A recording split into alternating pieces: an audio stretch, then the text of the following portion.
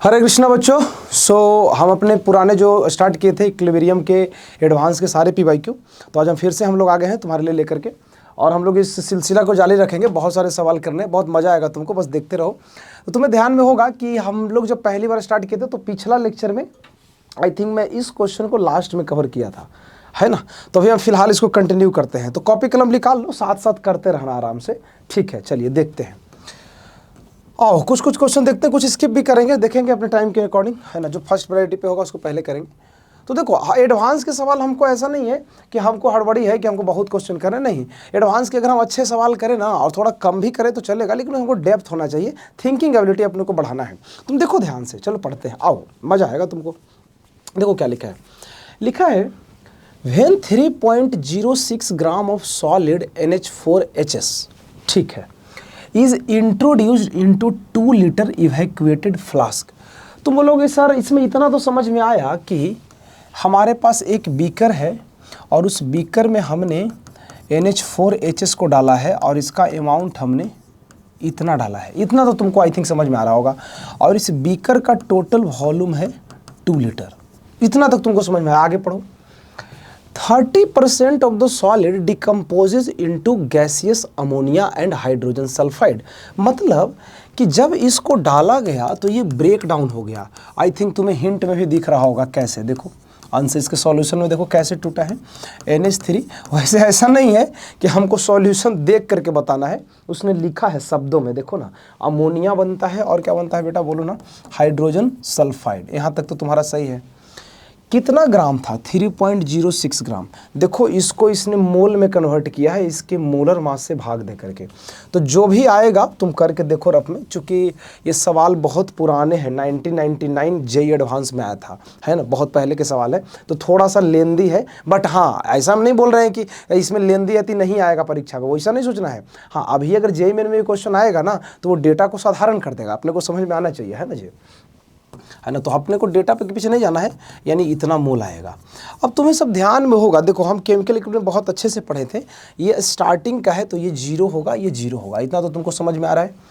इसमें क्या लिखा है, अभी हमने कुछ देर पहले पढ़ा, क्या लिखा है यहाँ पे, लिखा था ना रे, जो हाँ 30% of the solid decomposes into. अच्छा, अब तुमको याद आया होगा जब हम केमिकल इक्विलिब्रियम पढ़ा रहे थे ना, तो हमने एक टॉपिक डिस्कस किया था, परसेंटेज डिसोसिएशन, याद है। इसमें लिखा है 30% डिकम्पोजिशन। इसका मतलब समझे, इसका मतलब ये है कि अगर ये 100 मोल होता, ध्यान सुनना, तो ये 30% डिसोसिएट करता। मतलब 100 मोल होता तो 30 खत्म हो गया होता ना। अरे भैया 100 में 30 खत्म हो गया, डिसोसिएट का मतलब ये होता है। तो 100 में 30 खत्म हो गया, इसका मतलब सर बचा कितना हुआ। तो हम बोल सकते हैं कि जी हाँ सर, जो बचा हुआ पार्ट होगा वो होगा 70। इसका मतलब सर 100 में ये बचेगा कितना, 70। यहाँ लिखा है 30% तो गया ना, तो 30 गया तो बचा कितना, 70। यानी 100 में 70 बचा है। तो ये कितना मोल है बताओ तो। अब थोड़ा सा तुमको कैलकुलेशन कर लो, कैलकुलेटर पे कर लो अगर तुमको दिक्कत हो रहा है। तो ये जितना भी मोल आएगा, जैसे काम करो, मैं इसको मोबाइल से करके दिखा ही देता हूँ ताकि तुमको ज़्यादा मेरे को भी बताने में थोड़ा आसान होगा। तो ये आएगा वैल्यू 3.06 डिवाइड बाई 51। ये आता है, देखो मैं सीधा लिख रहा हूँ, सीधा डायरेक्ट लिख रहा हूँ, ये आता है 0.06 मोल। तो देखो यानी 100 में ये बचा है 70, तो 0.06 में कितना बचा होगा बोलो, 70 बाई 100 इंटू 0.06, ये कट गया तो 0.7 इंटू 0.06 इंटू 0.7, देखो कितना बचा। ये देखो मैं बताता हूँ, ये बचता है 0.042।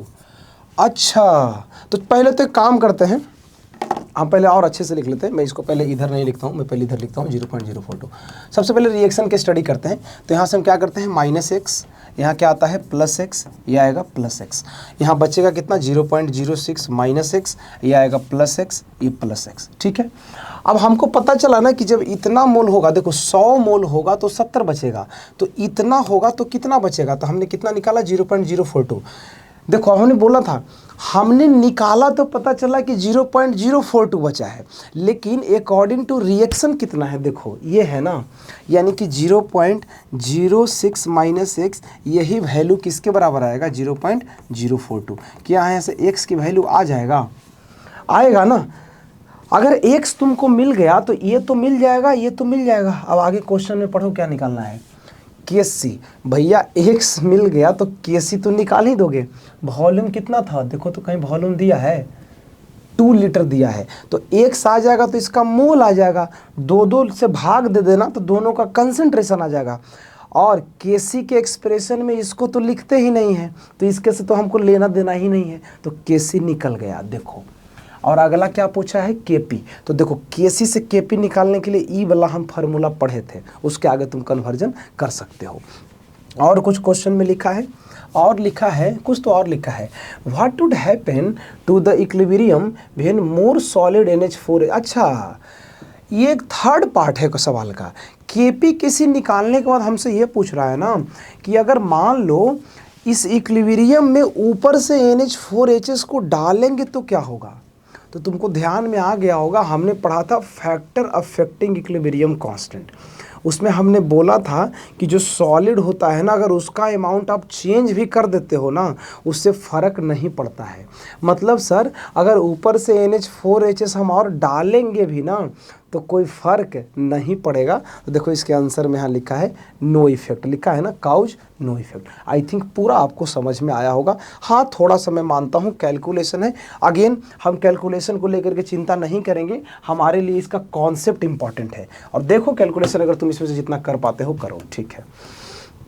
ओके, ये सवाल है, इसके कैलकुलेशन बहुत अच्छा इसने दिया है। तो देखो मैंने तुमको बोला भी था कि कुछ कुछ क्वेश्चन के तुम सॉल्यूशन मैं तुमको दूंगा, लेकिन कुछ कुछ सॉल्यूशन वैसे होते हैं जो बहुत लेंदी है, उसको मैं तुमको अलग से बताएंगे। लेकिन कुछ सॉल्यूशन ऐसे भी है ना कि जिसका सॉल्यूशन अच्छा है इसने किया है, मतलब ऐसा नहीं कि हम कुछ अलग से बता देंगे, इसमें ऑलरेडी उसने अच्छा से दिया है। तो जिसके सॉल्यूशन ठीक ठाक है ना उसको हम इसी में से कॉपी कर लेंगे। तो शायद इसने, मैं देख रहा हूँ इसका सॉल्यूशन बहुत बढ़िया दिया है, तो मैं इसी से समझाता हूँ। आप खाली एक बार क्वेश्चन फाइल समझ लो तो काम अपना निकल जाएगा। ऑलमोस्ट ये सवाल बहुत पुराना है। तुम बोलोगे सर 1997 का क्वेश्चन है, इतना साल पुराना, 25 साल पुराना, सब 26 साल पुराना, अभी हम क्यों पढ़ें। भैया पुराना सवाल है ना, कॉन्सेप्ट पुराना नहीं होता है। इस कॉन्सेप्ट से सवाल आ सकते हैं जेईई में, हो सकता है पहले आईआईटी में आया हो, अभी जेईई मेन में आ सकता है, ये एडवांस में सवाल आया हुआ था। आप ध्यान से क्वेश्चन पे ध्यान फोकस करो। देखो क्या लिखा है, लिखा है बेटा, ये sample of AgCl was treated with 5 ml Na2CO3 and.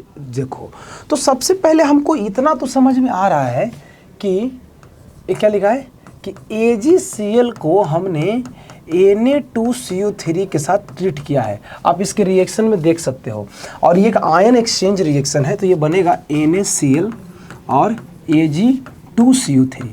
I think balancing की ज़रूरत है, आप अपने से करके देख लो, हीट एंड ट्रायल इसने करके दिया, हम उसी को कॉपी करते हैं सीधा सीधा, ठीक है। ये बैलेंसिंग हो गया, इतना तक तो रिएक्शन अपने को पता चला। आगे पढ़ो क्या लिखा है। आगे लिखा है कि द रिमेनिंग सॉल्यूशन कंटेन्ड इतना ग्राम ऑफ Cl माइनस पर लीटर। फिर अब देखो तुमको इसमें प्रॉब्लम क्या होगा ना, मेरे को पता है तुम्हारे मन में क्या क्वेश्चन आएगा कि सर सवाल हम पढ़ तो रहे हैं, लेकिन सवाल जो है ना उस समझ में नहीं आ रहा है, क्या करना है। मतलब ठीक है इंग्लिश में लिखा है, पता चल रहा है कि दोनों मिलाया है, ये रिएक्शन कराया है, ठीक है, लेकिन ये सब समझ नहीं आ रहा है कि सर ये रिमेनिंग सॉल्यूशन फिर हम इसको करें तो क्या करें।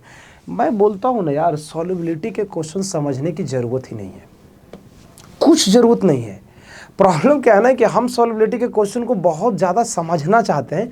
मैं बोल रहा हूँ समझने की ज़रूरत ही नहीं है। हमने एक थंब रूल बताया था, मैं कई बार क्वेश्चन में बताया हूँ, पता है क्या, कि जब कोई क्वेश्चन हो ना और वो सॉल्युबिलिटी का सवाल हो स्पेशली, तो उसमें कुछ समझ में आए या नहीं आए, एक चीज़ आप ध्यान से देखना। मैं बता रहा हूँ, आप कॉपी पे लिख लो ये चीज़ें, है नहीं, अनुभव के आधार पे बता रहे हैं। क्योंकि यार देखो क्वेश्चन कभी कभी बहुत बड़े आते हैं, और अगर पहले बात तो इंग्लिश में है, अगर ऐसा नहीं कि इंग्लिश हिंदी में कोई लिख देगा तो हमको समझ में आएगा। क्वेश्चन समझना बहुत मुश्किल होता है, लेकिन हम तुमको एक थंब रूल बता रहे हैं, यूज करोगे हर सवाल में काम करता है। आप एक चीज़ ध्यान देना, जब भी कोई सॉल्युबिलिटी का क्वेश्चन आता है ना, वो क्या है छोड़ो, समझ में नहीं आ रहा है, लेकिन इतना तो पता चल रहा होगा कि सवाल सॉल्युबिलिटी का ही है, इतना तो पता चल रहा है ना। फिर तुम क्या देखो ना कि उसमें KSP किसका दिया है, ये हर क्वेश्चन में देखना। तो तुम ध्यान से देखो इसमें KSP किसका है, Ag2CO3 का, इतना तक तो पता चल गया। फिर लास्ट लाइन में देखो ना कि यार पूछा क्या है, पूछा है सॉल्युबिलिटी प्रोडक्ट ऑफ AgCl, ये पता चल गया। अच्छा ठीक है, बाकी हमको नहीं समझ में आ रहा है, बाकी हम छोड़ देते हैं। हमसे सवाल पूछ रहा है कि AgCl की सॉल्युबिलिटी निकालो, ठीक है। तो अभी तक जो हमारे पास नॉलेज है उसके अकॉर्डिंग हम ये रिलेशन तो लिख ही सकते हैं, चाहे जो हो जाए, ठीक है, सही है। हमको ये निकालना है, इतना तो पता चल रहा है। अगर ये निकालना है AgCl का, तो हमको क्या क्या चीज़ आना चाहिए बताओ। पहले तो ये पता होना चाहिए और फिर ये पता होना चाहिए। अब ढूंढो सवाल के अंदर ना कि क्या क्वेश्चन में हमको ये दोनों कहीं से मिल सकता है क्या। मैं तुमको बता रहा हूं, कितना भी हार्ड क्वेश्चन हो ना यार, तरीका ऐसे ही सोचने का है। कुछ ऐसा नहीं सोचो कि सवाल है तो उसमें हम पूरा एकदम दिमाग लाई, नहीं, कुछ नहीं। सॉल्युबिलिटी का कोई भी क्वेश्चन है ना बाबू, जिसका KSP पूछा है उससे रिलेटेड चीज़ों को लिख दो, काम खत्म। अब यहाँ पे एक सवाल है, सर ये दोनों वैल्यू हम लाएं कहाँ से। क्वेश्चन पढ़ते हैं, एक चीज़ हमको तो मिल गया, तुमको मिला कि नहीं, लेकिन मेरे को तो मिल गया। देखो क्वेश्चन में Cl माइनस का वैल्यू तो दिया है। हाँ, थोड़ा दुर्भाग्य की बात अवश्य है, क्वेश्चन में जो Cl माइनस दिया है वो ग्राम पर लीटर में है, और हमको पता है कि Cl माइनस का है कंसंट्रेशन रखना है, विच इज मोलैरिटी, और मोलैरिटी होता है मोल पर लीटर, नॉट ग्राम पर लीटर, यू नो। अगर हमको ग्राम पर लीटर से मोल पर लीटर में जाना है तो ग्राम को मोल में कन्वर्ट कर देंगे, है ना जी। अब आप देखो ग्राम का वैल्यू कितना दिया है, 0.0026। मोल में कैसे कन्वर्ट करेंगे, तुमको पढ़ाया था हम मोल में। क्लोरीन का एटॉमिक मास कितना होता है, ये एटॉमिक मास Cl2 नहीं है, इसीलिए एक ही का एटॉमिक नहीं, आयनिक मास बोलना चाहिए, शुद्ध बोले तो, क्योंकि आयन है, ठीक है, कोई दिक्कत नहीं है। ये भाग दो। अब तुम बोलो भाग दो कितना आएगा सर, मैं हिंट से उठा लेता हूँ, हिंट में इसने भाग दिया है, देखो यहाँ पे दिख रहा है तुमको, इसलिए मैं बोला ना इसका हिंट बहुत अच्छा है। कितना आता है देखो तो 7.3 थे, आराम से समझो, 20-25 मिनट लेक्चर देखो, पूरा देखना नहीं है ना, बस ये एडवांस के क्वेश्चन है, आप दिमाग पे काम करो, थिंकिंग एबिलिटी बढ़ाओ, हमको हड़बड़ी नहीं करना है, सोचना है हमको एक एक सवाल को। Cl माइनस मिल गया, डन। यानी इसका तो हमने खेल समाप्त कर दिया सर, लेकिन अभी भी परेशानी है, Ag प्लस की वैल्यू कहाँ से लाए। सोचो सवाल में कहीं तो दिया होगा Ag प्लस, देखो Ag प्लस कहाँ से मिलेगा सर, जो Ag का सोर्स होगा, हमें तो यही लगता है। कैसे, आप देखो जरा, देखना तो ध्यान से, ये क्वेश्चन में Ag2CO3 क्यों दिया है, लिखो तो Ag2CO3 ऐसे तोड़ करके क्या बनेगा, 2Ag प्लस CO3 2 माइनस। जरा इसका KSP लिखो तो कैसे लिखोगे, Ag प्लस का स्क्वायर CO3 2 माइनस, इसके KSP की जगह लिख दो, ठीक है।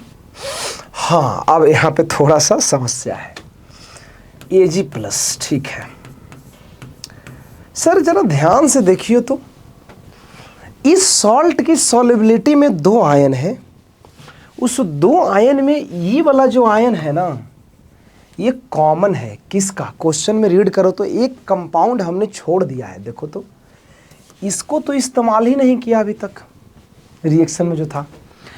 मतलब तुम समझा, क्या समझा कि सर Ag2CO3 की सॉल्युबिलिटी में जो CO3 का कंसंट्रेशन है ना, उसका सप्लायर कोई और है, और उसका सप्लायर कॉमन आयन है। सोचो कैसे, ये है कॉमन आयन, और इसका कंसंट्रेशन कितना दिया है, 1.5, यानी इस CO3 की जगह रख देंगे 1.5।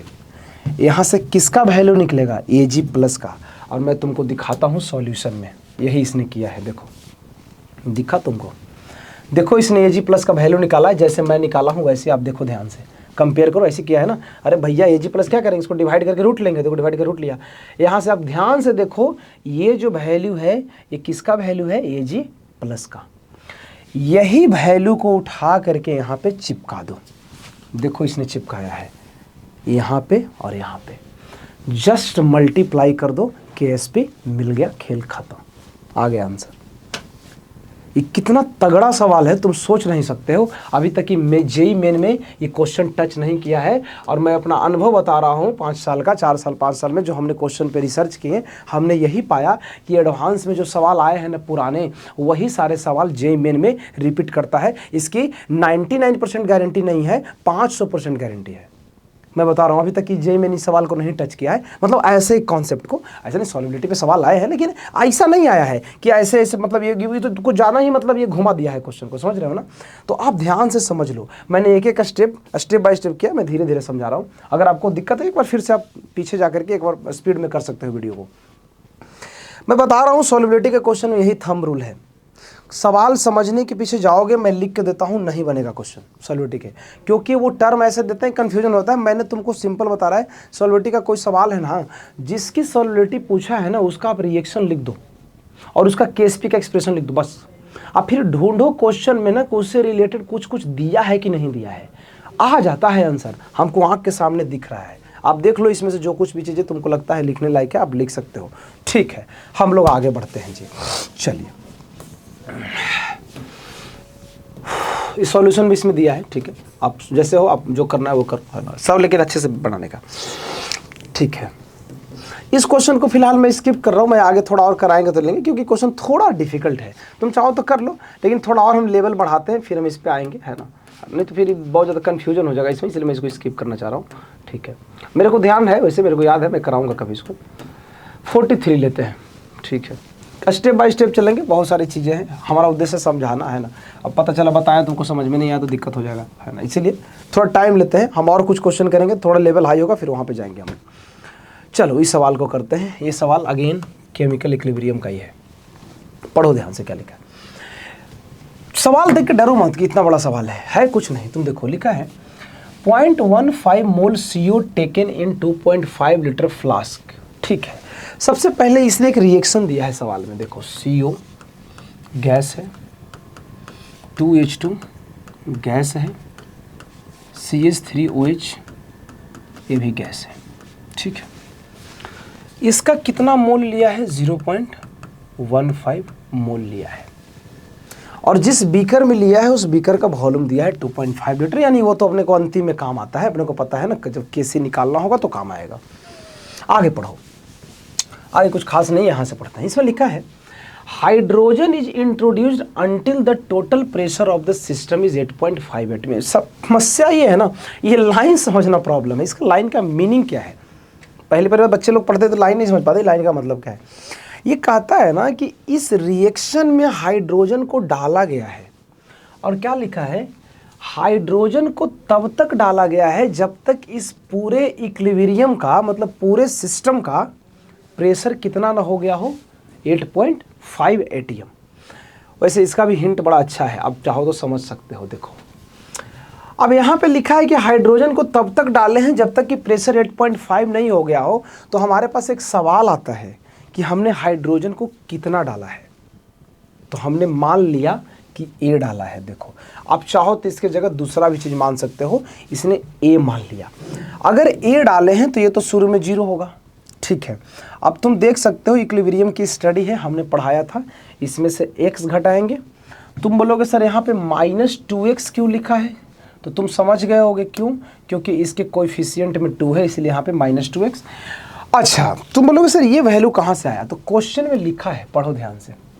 मैं भी थोड़ा चलो कर लेता हूँ। A आएगा 0, इसमें से x घटा दो, इसमें -2x। ये क्यों लिखा समझ में आया ना, उसने बोला है ना कि हमको इतना डालना है हाइड्रोजन जब तक कि टोटल प्रेशर कितना ना हो जाए 8.5, तो हमने मान लिया कि कितना डाला है, A डाला है जी।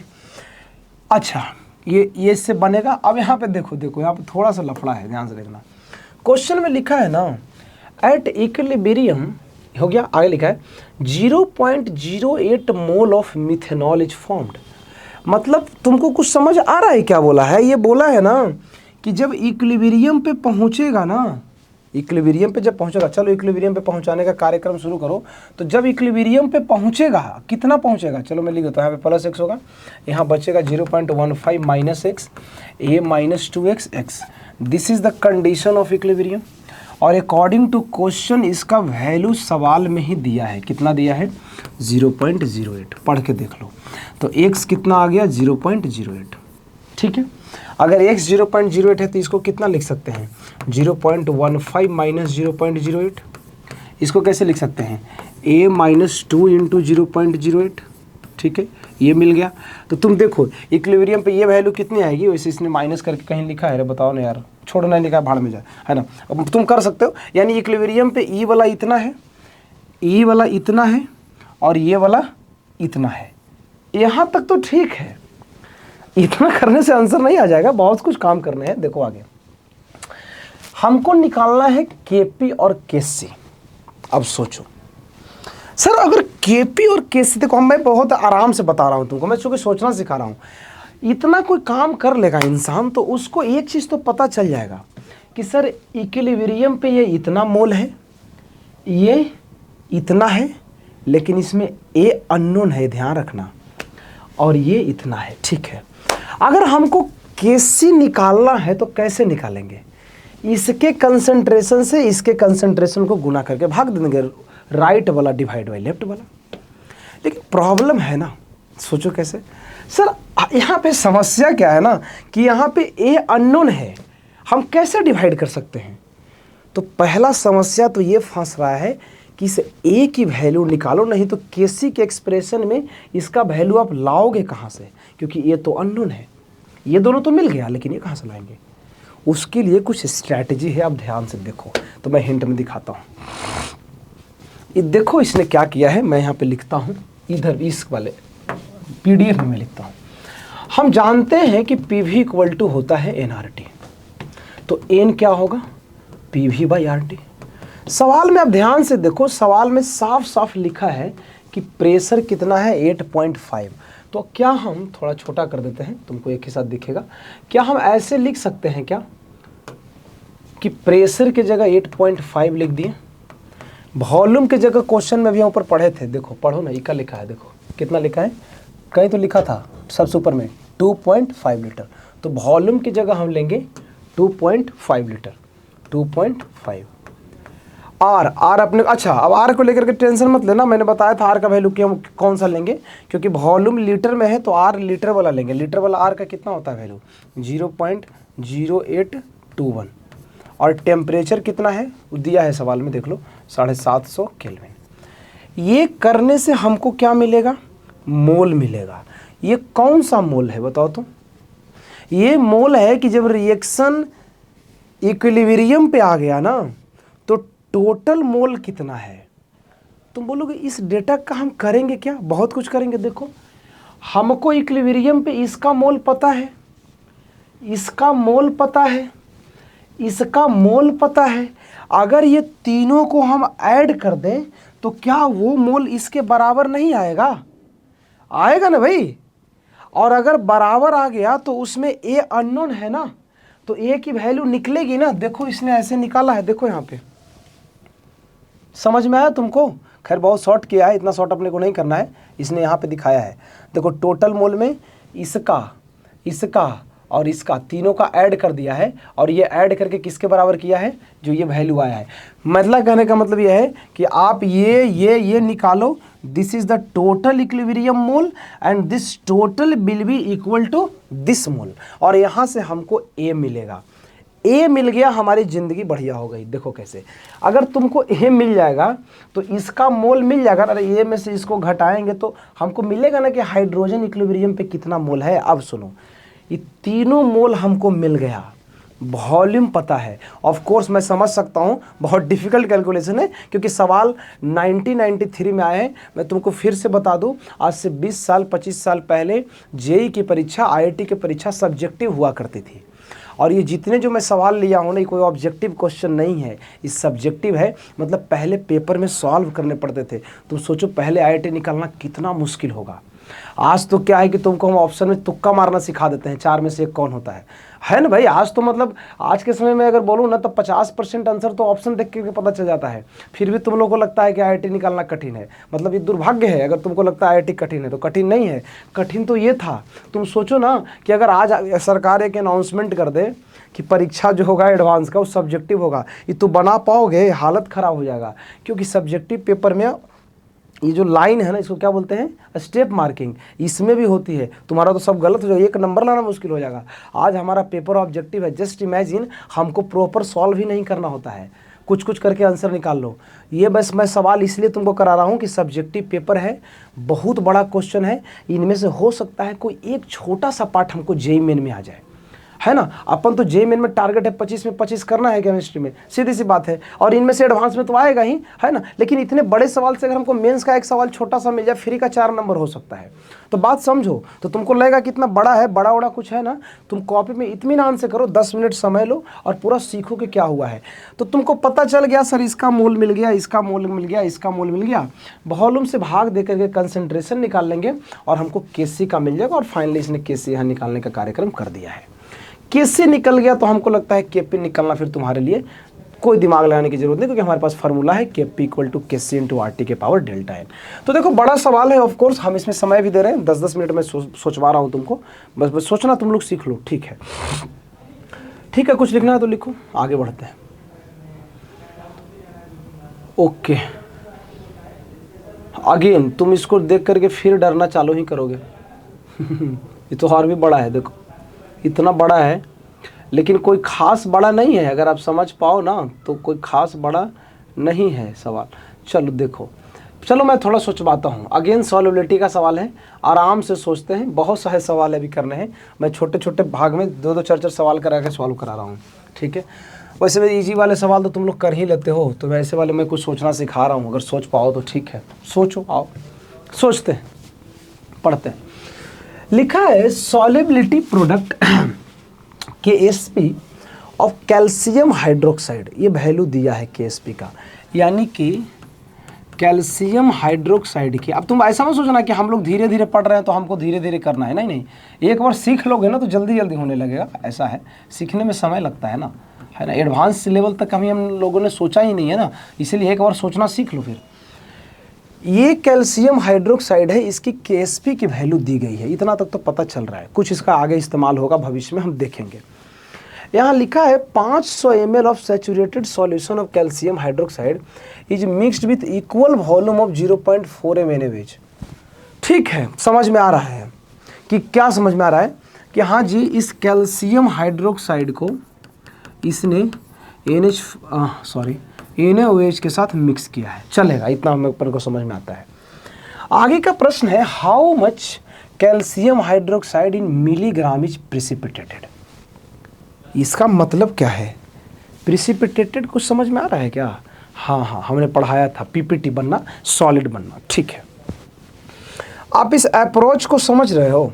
कितना समझ रहे हो? देखो, हमने एक चीज़ तुमको बोला था कि सॉल्युबिलिटी का कोई क्वेश्चन हो ना, KSP लिखना चालू कर दो। साला समझ में आए या भाड़ में जाए, हम KSP लिखना चालू कर देंगे, है ना। अब चालू कर दो, बस चालू कर दिए, चालू करते हैं। देखो, कैल्शियम हाइड्रोक्साइड के बारे में चर्चा किया है हमने, KSP लिखना चालू किया। ये वैल्यू क्वेश्चन में दिया था, हमने लिख दिया। ये दोनों नहीं दिया तो अपन हमने सीखा है, इसके जगह S और इसके जगह 2S, हमको यहाँ से 4SQ, हाँ थोड़ा सा क्यूब वगैरह लेना पड़ेगा। अगेन ये सवाल सब्जेक्टिव है, इसलिए थोड़ा कैलकुलेशन तो बहुत डिफिकल्ट है। आप कैलकुलेशन में मत जाओ, आप कॉपी कर लो कैलकुलेशन, आप सीख लो खाली स्टेप को, ठीक है। यहाँ से क्यूब रूट लिया तो देखो यहाँ वैल्यू कितना आ रहा है, ये यहाँ पे देखना, मैं इसको थोड़ा हाईलाइट करता हूँ। ये देखना, ये वैल्यू आ रहा है, ए भाई क्या हाईलाइट हो गया, ठीक है, छोड़ो रहने दो। ये जो वैल्यू है जरा इस पर ध्यान दो। यहाँ पे वैल्यू अपने सामने आया है कि सॉल्युबिलिटी जो है वो इतना है, ठीक है। आगे क्या करना है तुम आगे ध्यान से देखो। यहाँ लिखा है number of mole of Ca2+ ion in 500 ml। ये कहाँ से आया? देखो क्वेश्चन को आप ध्यान से पढ़ो। हमारे पास 500 ml ये क्या है? सॉल्यूशन है। ये वैल्यू कहाँ से आया है? देखो तो तुम अगर ध्यान से देखो तो अगर ये S है, S की वैल्यू इतनी है, तो S किसके बराबर है? कैल्शियम 2+ के। तो कैल्शियम 2+ का अगर हमको मोल निकालना होगा तो कैसे निकालेंगे? यहाँ पे इसका सॉल्युबिलिटी पता है, सॉल्युबिलिटी मतलब मोलैरिटी, इस मोलैरिटी को 500 से गुणा कर दिया। क्यों? क्योंकि देखो यहाँ 500 ml था और डिवाइड किससे किया है? 1000 से। तुम बोलोगे 1000 से भाग क्यों दिया सर? बहुत सरल आंसर है, देखो लिखा था 500 ml कैल्शियम हाइड्रोक्साइड को NaOH के साथ मिलाया है और वॉल्यूम क्या है? सेम, यानी ए भी था 500 और ए भी था 500, तो टोटल मिलने के बाद कितना हो गया? 1000, इसीलिए इसने 1000 से भाग दिया है। डन। तो देखो ध्यान से, कैल्शियम हाइड्रोक्साइड की जो वैल्यू है कंसंट्रेशन की, वो इतना आ गई है। आगे बढ़ते हैं, आगे सुनो, ठीक है। हम ज़्यादा इसके कैलकुलेशन में नहीं जाएंगे, हम ऊपर ऊपर से चर्चाएं कर रहे हैं। अब ध्यान से देखना, ये डेटा कहाँ से लाया है? तुम बोलोगे सर ये डेटा तो हम अभी तक सोच ही नहीं रहे थे, ये कहाँ से आ गया? तो इसमें कुछ और भी चीज़ें पूछा है। इसमें वो पूछा है कि 500 ml जब NaOH, ये इस सॉल्यूशन को जब NaOH में डालेंगे ना, तो Ca2+ कितना प्रिसिपिटेट होगा? प्रिसिपिटेट मतलब कितना सॉलिड बनेगा। अभी आप ध्यान से देखो इसने क्या किया है। इसने क्या किया है कि कैल्शियम 2+ की एक वैल्यू निकाली है। अभी तुम देखो ये कैल्शियम 2+ का कौन सा वैल्यू है? इसको हम लिख सकते हैं ना Sp/OH माइनस का स्क्वायर। ये तो समझ में आ रहा होगा। अरे भाई देखो, कैल्शियम हाइड्रोक्साइड है, इसको ब्रेक करोगे तो ये बनेगा ना ऐसे करके, और इसका Ksp का इक्वेशन लिखो तो क्या आएगा? ऐसे आएगा ना, Ca2+ और OH माइनस का स्क्वायर। तो यहाँ से इसकी वैल्यू खाली निकालो, ऐसे लिख सकते हैं। ये Ksp तो पहले पुराना वाला ही है जो क्वेश्चन में दिया है, देखो है ना, यहाँ पे हमने उतार लिया है। OH माइनस 0.2, तुम्हारे मन में सवाल आएगा इस सर OH माइनस 0.2 कैसे होगा? तो देखो क्वेश्चन में इधर आओ, देखो कहीं कुछ लिखा है, कुछ तो लिखा है। देखो NaOH कितना डाले थे? 0.4। अब मैं इधर ही लिख के समझाता हूँ। अगर NaOH का कंसंट्रेशन 0.4 है तो OH माइनस कितना होगा?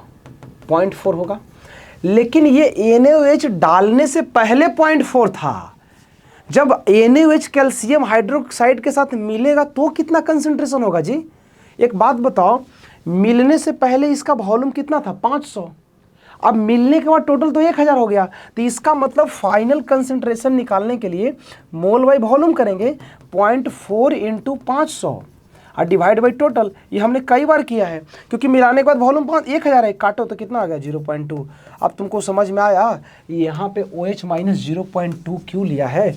मतलब जब वो NaOH के प्रेजेंस में आएगा ना, उस समय पूछ रहा है कि Ca2+ कितना है। पहले भी हमने CO2+ निकाला था, बट वो CO2+ without the presence of NaOH है। अब हम निकाल रहे हैं in the presence of NaOH, जो कि कहाँ गया? कहाँ गया? हाँ, ये निकला। अब इसको सॉल्व किया तो पता चला सर कि Ca2+ की तो वैल्यू इतनी है। अब जरा सुनो, अभी इतना वैल्यू था और पहले का वैल्यू कितना था? इतना था।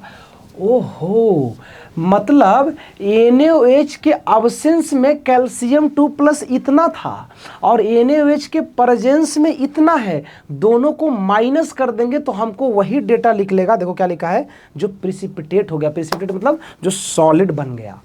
और इन दोनों को क्या करेंगे? और बात सही भी है, आपको याद होगा। अब मैं देखता हूँ कितने लोगों को याद है। सर अगर कैल्शियम हाइड्रोक्साइड किसी सॉल्यूशन में पड़ा है तो उसका तो ब्रेकअप ऐसे हम करते हैं, और अगर कोई इसमें बाहर से NaOH डालेगा तो तुमको याद है ना, Na+ और OH माइनस बनेगा। क्या ये दोनों कॉमन आयन इफेक्ट नहीं है? और हम बोले थे कि कॉमन आयन इफेक्ट में रिएक्शन ढकेल देगा पीछे की तरफ। अगर रिएक्शन पीछे की तरफ ढकेल देगा तो इसका मतलब ये बनना चालू होगा और ये एक सॉलिड है। यही तो अपने को निकालना है कि कितना पीपीटी बनेगा, इसलिए हमने माइनस कर दिया। देखो ये वैल्यू मिल गया ना, कितना मोल कैल्शियम 2+ पीपीटी बनाएगा। अब ये मोल मिल गया, लेकिन हमको क्वेश्चन में मोल नहीं पूछा है, मिलीग्राम। इस मोल को मिलीग्राम में करने के लिए हम मोलर मास से भाग गुना करेंगे। अब कैल्शियम हाइड्रोक्साइड का मोलर मास, कुछ लोग गधा लोग 40 से कर देगा, नहीं, कैल्शियम से मत करना, क्योंकि पीपीटी कैल्शियम नहीं बन रहा है, कैल्शियम हाइड्रोक्साइड बन रहा है। हम पूरे का लेंगे मोलर मास, गुना करेंगे, ये ग्राम में आएगा और इसको मिलीग्राम में कन्वर्ट कर लेना। आई थिंक तुमको ये पूरा जचा होगा बात हमने क्या किया। मैं कंक्लूजन बताऊं तो इतना सा बात है कि सर कैल्शियम हाइड्रोक्साइड नाम का कंपाउंड था जो पहले से सॉल्युबल था और उसकी Ksp दी गई थी, सो कॉल्ड Ksp। और फिर उसने क्या किया कि उस कैल्शियम हाइड्रोक्साइड को NaOH में डाल दिया उसकी वजह से कॉमन आयन इफेक्ट आया और ये पीपीटी बन गया। हमसे सवाल इतना ही पूछा था ना कि ये पीपीटी कितना बनेगा, तो हमने क्या किया, इसके KSP से इसका Ca2+ निकाला in the absence of common ion, और सेकेंड केस में in the presence of NaOH, in the presence of common ion. ये जो सेकेंड वाला केस तुम देख रहे हो, ये प्रेजेंस में हमने निकाला है, और वो निकालने का तरीका बहुत सरल है, तुमको यहाँ तक समझ में आया होगा। ये हमने डिवाइड किया है, 0.2 कैसे लाया मैंने वहाँ पे समझाया है, क्योंकि NaOH को जब बाद में मिलाएंगे तो वॉल्यूम 1000 हो जाएगा, तो बाद का कंसंट्रेशन निकालने के लिए बाद का वॉल्यूम लेना पड़ता है। 2 Ca2+ निकला, एक प्रेजेंस में एक अब्सेंस में, हमने दोनों को घटा दिया। जैसे ही घटाया पता चल गया, अच्छा इतना जो अमाउंट है ना पीपीटी बना है, क्योंकि अब्सेंस में Ca2+ आयन इतना है और प्रेजेंस में इतना है, तो बाकी गया कहाँ, बाकी वही हुआ ना, घट गया, नीचे बैठ गया सीधा सा सॉलिड बन के। और हमको Ca2+ का मोल मिल गया अकॉर्डिंग टू स्टोइकियोमेट्री। जो मोल Ca2+ की होगी ना, वही मोल इसका होगा। देखो तोड़ करके सेम है ना, यानी कैल्शियम हाइड्रोक्साइड भी इतना ही मोल आएगा। उस मोल को मास में कन्वर्ट कर दिया, काम हो गया, खत्म। तो आई थिंक तुमको समझ में आया होगा कि कैसा एडवांस का क्वेश्चन है। मैं बता रहा हूँ, ये वो सवाल है ना जिसको भी मेंस नहीं टच किया है। बहुत सारे लोग तो यहाँ तक पहुँच ही नहीं पाते हैं। जेईई मेन के कई सारे लोग 5 साल 8 साल के सवाल बनाते हैं मुश्किल से, प्रीवियस ईयर बहुत सारे बच्चे। भला कौन इतना स्टूडेंट है जो 1992 का कोई क्वेश्चन करके जाएगा, लेकिन मैं तुमको बता रहा हूँ, अपना एक्सपीरियंस है, पेपर उठा करके देख लो। पिछले 10 साल में जेईई मेन में जितने सवाल आए हैं, वो पुराने ही एडवांस के सवाल को घुमा घुमा के पूछा है। मैं बता रहा हूँ, इसमें से मेंस के 2-3 सवाल बन सकते हैं अंदर से, सिर्फ अंदर से, मैं बता रहा हूँ। इसलिए आप इस सारे सवाल को सीरियसली लो, रफ कॉपी में मत लिखो। आप जो फेयर तुम लोग बनाते हो ना एकदम पूरा बढ़िया सजा करके नोट्स, वो कुछ काम नहीं आने वाला है, काम आने वाला है क्वेश्चन, है ना। एग्जाम में फेयर कॉपी चेक नहीं होगा भैया, आप समझो। ये एडवांस के जो क्वेश्चन है ना, इसको अच्छे से कॉपी में बनाओ। मैं तो इसको बोलता हूँ, नोट्स में लिखो या मत लिखो, इसको जरूर अच्छे से लिखो और खुद से डिटेल में सॉल्यूशन करो। भले ही 10 मिनट जाएगा, 15 मिनट जाएगा, लेकिन एक सवाल तुम करोगे ना, पूरा दिमाग एकदम तुम्हारा हिल जाएगा, यार ऐसा हो सकता है क्या, ये सवाल, इसमें से छोटा सा सवाल जेईई मेन में आएगा, तुम तुरंत कर दोगे। इसलिए हम कोशिश कर रहे हैं कि एडवांस के सारे सवाल है ना, हम धीरे धीरे करके कर लें। तो ठीक है, आज तो हम ये लिए हैं, ज़्यादा नहीं, 4-5 क्वेश्चन लिए, बहुत सारे सवाल हैं, बहुत सारे इसमें सोचने वाली बात है ना। अब तुम लोग का भी समय कम होता है, तो ज़्यादा समय नहीं लूँगा मैं, थोड़े थोड़े करके वीडियो बनाएंगे। और भी इसमें सवाल है, आप चाहो तो दिमाग लगा सकते हो। इसी ये जो क्वेश्चन है, इसमें मैं थोड़ा सा इसमें बता देता हूँ, यहाँ पे देख लो एक बार अपने हिसाब से। ये सवाल ऑलमोस्ट जैसे मैं अभी किया ना पीछे वाला क्वेश्चन, ऑलमोस्ट वही सवाल है, ऑलमोस्ट। अगर तुम चाहो तो एक बार इस आप वीडियो को पॉज कर लो, और वीडियो को पॉज करके, कहाँ तक है रे, यहाँ तक है, ये आंसर है फाइनल। वीडियो को पॉज करके तुम एक बार ट्राई कर सकते हो इस क्वेश्चन को, ये वाले को अगर करना हो तो। ये सवाल 1991 में आया है, बहुत पुराना सवाल है, लेकिन अच्छा सवाल है, आप देख लो एक बार। मैंने हमने अभी कवर किया ऊपर में ऐसे सवाल, तो तुम देखोगे सॉल्यूशन, तुमको आइडिया लगेगा कि कैसे करते हैं, है ना। मैक्सिमम क्वेश्चन के सॉल्यूशन देखोगे ना, आईआईटी निकालना आसान है ना। मैक्सिमम क्वेश्चन के सॉल्यूशन अगर हम देखें, हमको पता है, तो हम नए सवाल कर ही देंगे, क्योंकि नए सवाल इसी में से आते हैं। तो फिलहाल अभी इतना ही रखते हैं, अब देख लो दूसरा भी पढ़ाई आप लोगों को करना होगा। ठीक है, फिर हम लोग मिलते हैं अगले वीडियो में, तब तक के लिए बहुत बहुत धन्यवाद। हरे कृष्णा।